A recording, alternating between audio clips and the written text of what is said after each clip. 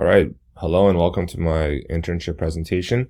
A little bit of background before we get into it. So I did my internship as a assistant basketball coach for a U15 rep basketball club, the Whitby Wildcats.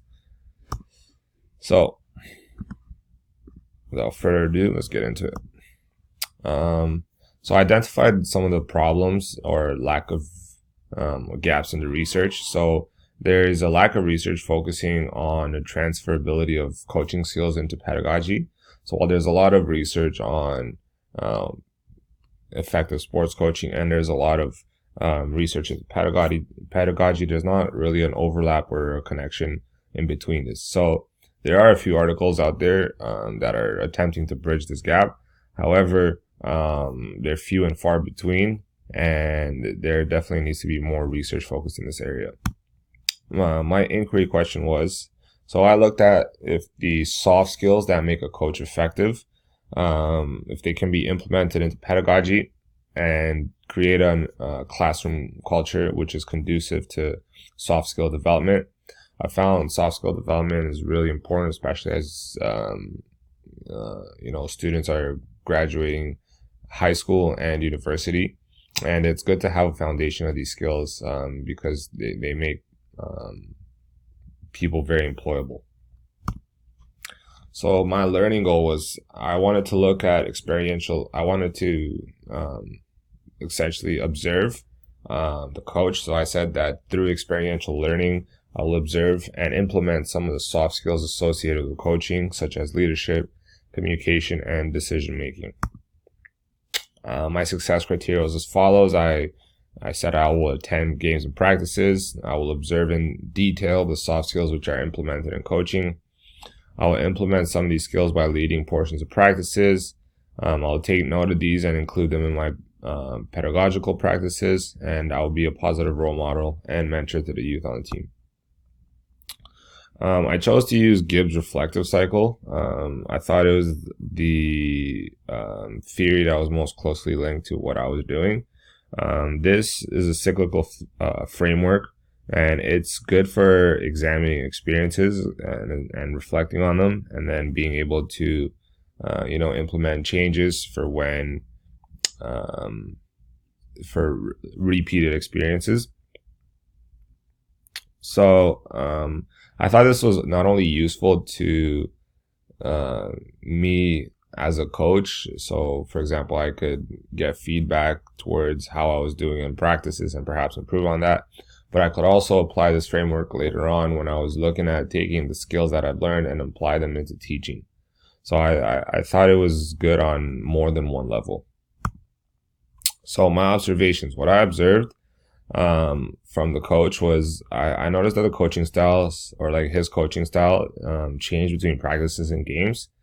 So during practices, the coach was a lot more hands-on and instructional.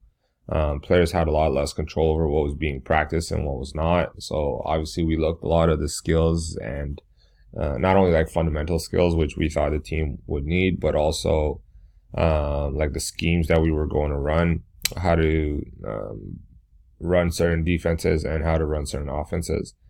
However, during the games, the onus and responsibility was on the players. Obviously, the players are the ones playing. However, some coaches are very hands-on and instructional even during games. Like they're yelling from the sideline and they're yanking players out for minimal mistakes. However, Mark, that was the coach's name, he was a lot more laid back and relaxed. However, what he did stress was, communication, players' work ethic during games, and executing the schemes that players were responsible of learning during practice. So, I kind of went over the top point that, this coaching style was a lot different than that of other coaches. He allowed his players to make mistakes and gave them breathing room, and he didn't provide any negative or even rarely provided any constructive feedback during games.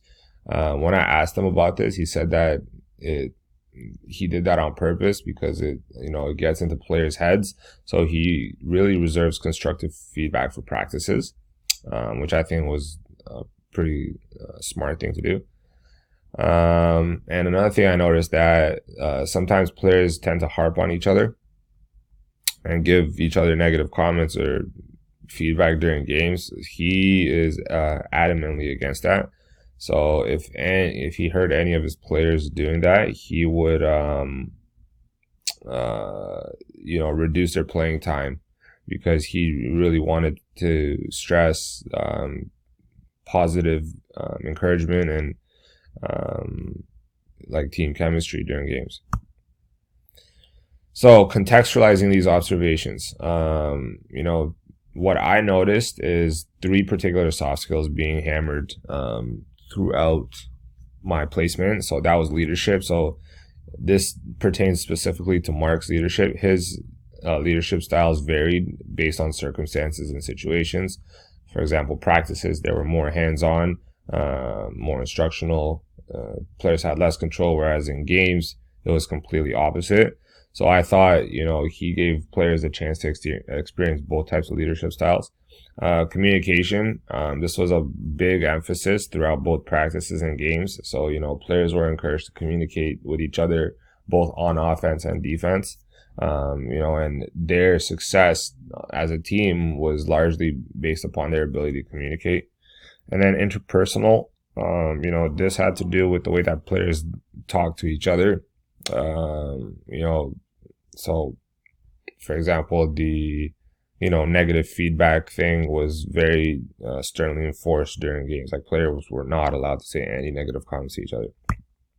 So what the research says, an interesting article I found by Ahmad et al.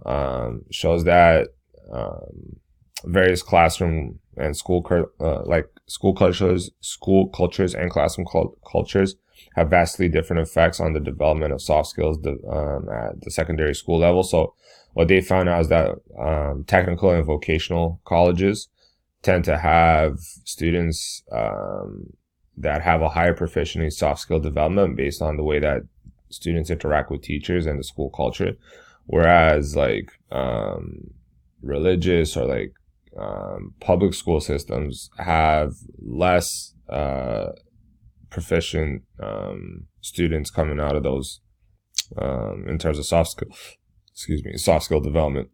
So what's the relevance to this?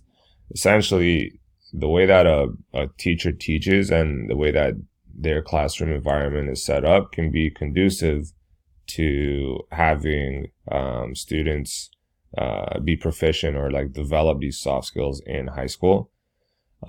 Just the way that as a coach, coaching styles can lead to soft skill development based on the way that a coach runs his team and his practices and his games. So I thought this was a interesting overlap, and it's worth mentioning that perhaps if some of the coaching skills that are built up during coaching a team are brought in and somehow used in the classroom, in any type of secondary school setting, whether it be religious school, religious secondary school, or public high school or vocational college, the teacher can influence the classroom so that the students can be more proficient in their soft skill development. So in my learning journey, I found that Gibbs reflective cycle was used in more than one instance. So obviously for me as a coach when coaching team during portions of practice, but I can also use Gibbs reflective cycle when I'm teaching. So implementing some of the strategies I learned during coaching and then how they'll affect my teaching. So classroom practice. Essentially, the way that I would be using these soft skills, so leadership, I'd have essentially more controlled and hands-on activities earlier on this semester, which were reflect a more traditional lecture instruction type. And then as the semester is developing, or later on in the semester, I'm giving, I have gradual release of the students, allowing them to be more free and more in charge of their own learning. using communication. So group and collaborative work should be varied throughout the semester, as well as, pairing students to work with different people within the classroom, not just the same people. And interpersonal, so creating a judgment-free classroom culture where mistakes are promoted and embraced. I think this really leads to, a lot of harmony in the classroom and people interacting positively with one another. So this is the, once again, the Gibbs reflecting cycle. So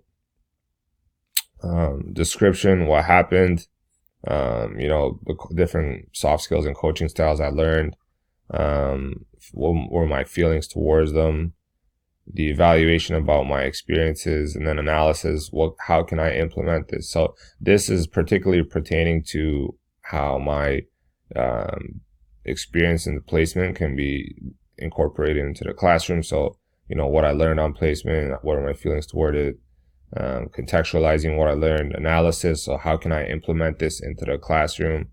Conclusion, what other things I could have done, and then action plan, implementing it, and then once again, repeating the whole cycle, reflecting on how that worked out, things I need to change, where I can improve, things that worked, and so on and so forth. And then some further inquiry questions. While the literature is limited, some articles have begun to bridge the gap between successful coaching and effective teaching. However, I feel like this is an area requiring further exploration. Regarding my research question, I didn't answer all of it because I've only done the coaching portion now and have acquired some of the soft skills that are effective in coaching. However, I want to implement these in the classroom, and using Gibbs' reflective model, analyze and assess if, these are successful, or maybe which ones are successful, which ones aren't, and then continue to use the model as my practice takes shape.